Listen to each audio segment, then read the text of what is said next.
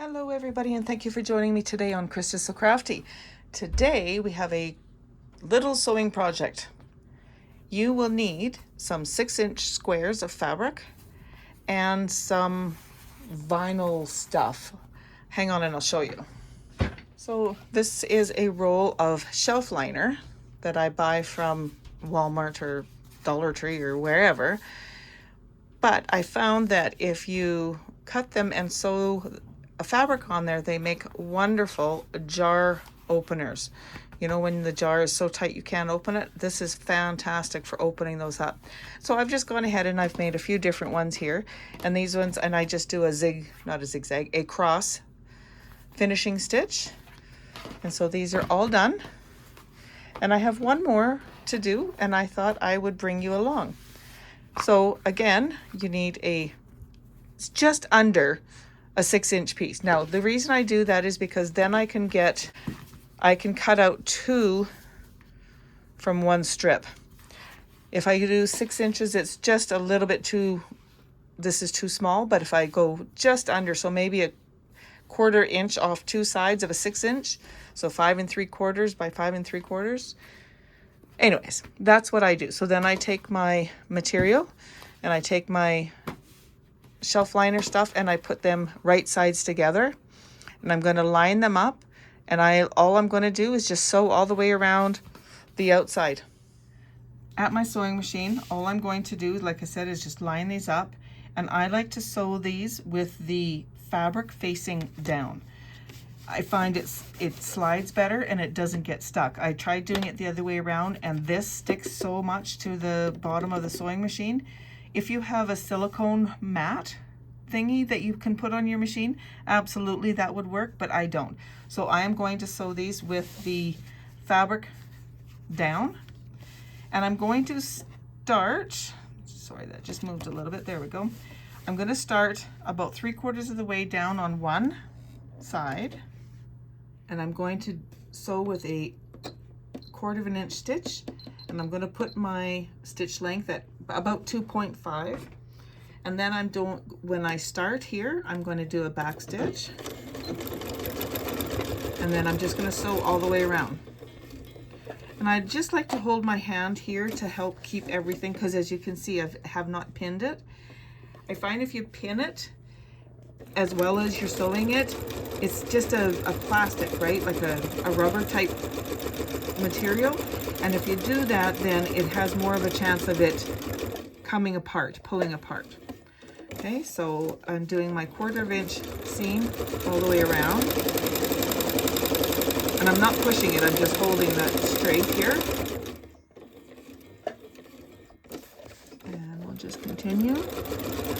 The last full side. And then we're going to go around the corner, and I'm only going to go to about here because I need to leave an opening so we can turn this up like that.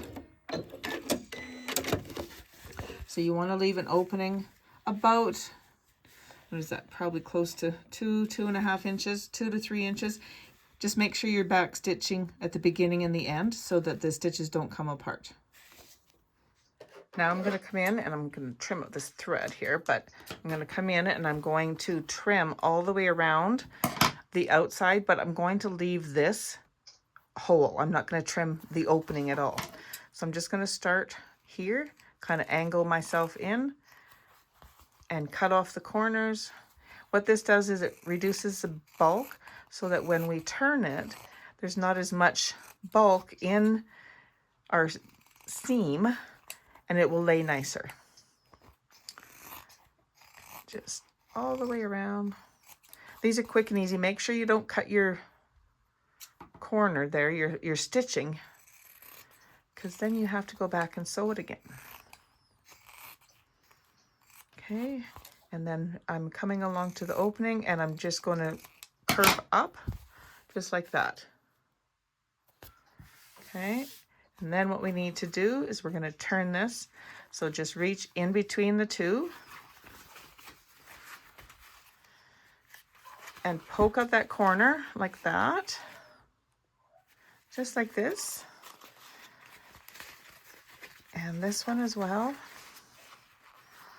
I try to do the same side corners first, and then I start pushing it through. And with this shelf liner, you do want to be careful because it's just a plastic type material, and you could actually stick your finger through it if you push really hard. I've never had it happen, but I'm assuming that, you know, it's like anything, you got to be careful. All right, so there's that. I don't have a pokey tool. I can't find it, so I'm just using my pen. Be very careful when you're poking that you don't go through the material and you don't go through the plastic, okay? So just make your corners nice and neat, like so.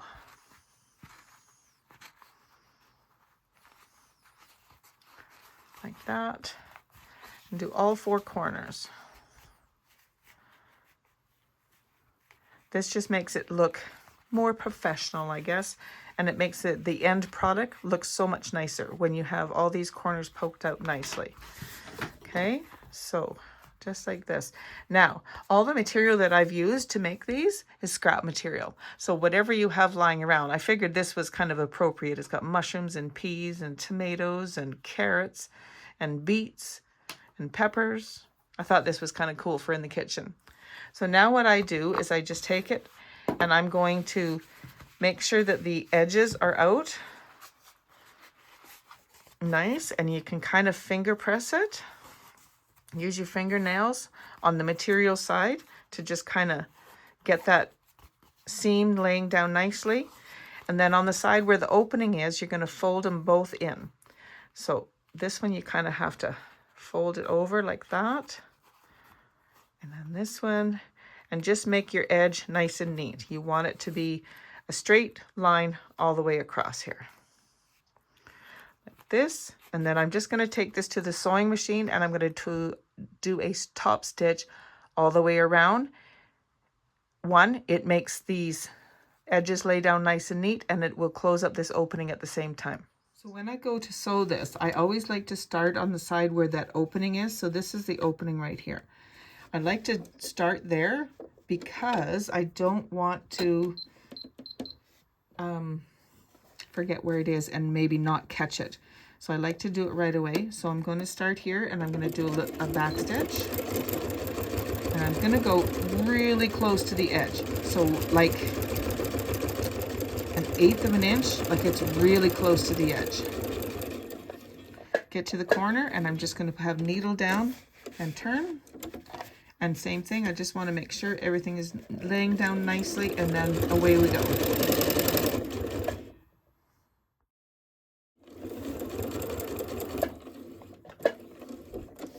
Just coming up to where I started. Go and overlap just a little bit and backstitch. So that part is done. Now the only other thing I like to do is I like to sew corner to corner. This just helps to keep the material laying down nicely. So start with your needle in the corner. It doesn't matter which corner. Now, you can draw this out if you want. I'm not going to. I'm going to just eyeball it. So I'm going to backstitch. And I'm just going to watch my corner that it's coming right in the center. And that's good enough for me. Like so. Cut my thread. And now I'm going to do the other corner. Sorry, the other way. Back stitch.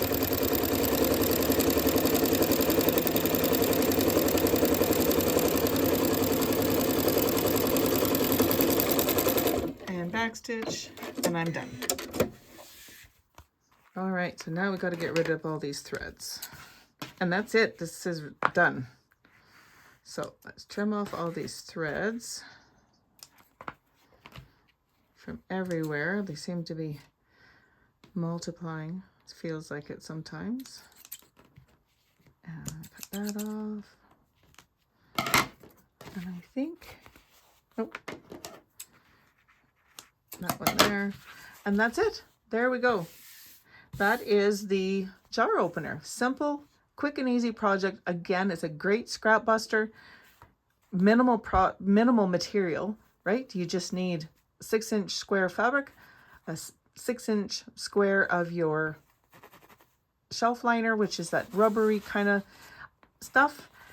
Sew them together and bada boom, bada bing, there you go. I think they turned out great myself, and you know they're very functional, right? So there's all these different, so whatever material you have, you can make them for yourself, your friends, you can make them for gifts. They make great stocking stuffers. They make great little shower gifts to put in with like a wedding shower. Even baby showers, you know, the little baby food jars, sometimes they're hard to open. So something like this would be very helpful this way.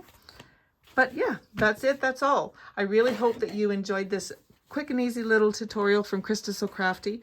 If you enjoyed this video, please give my video a thumbs up, consider subscribing, and of course, click on that little bell so you receive notification when I upload a new video. Thank you again and happy crafting.